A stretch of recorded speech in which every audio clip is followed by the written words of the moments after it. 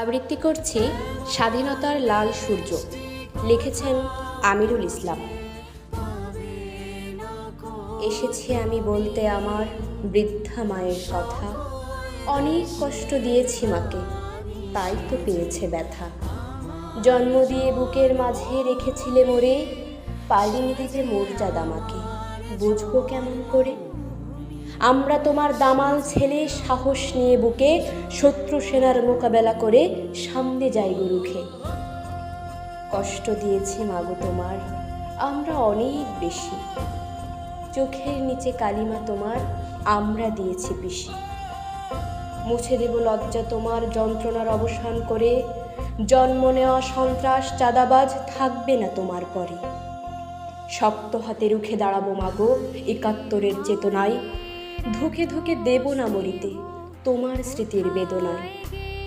জীর্ণ শীর্ণ বস্ত্র তোমার মাগো আর থাকবে না, ভুলিয়ে দেব পাকিস্তানি শত্রুদের দেওয়া সব বেদনা।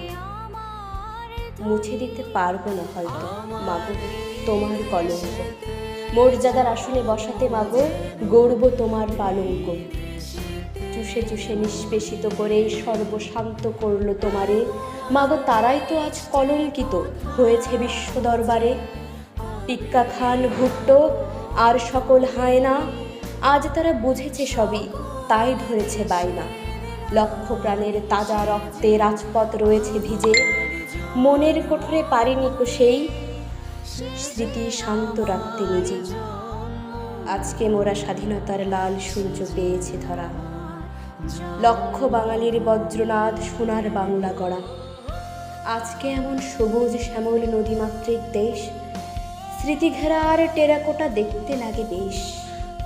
স্বাধীন হয়েছে বাংলাদেশ আজ শত্রু মুক্ত বলে, খান সেনারা নিষ্পেষিত হলো বীর মুক্তির পদতলে।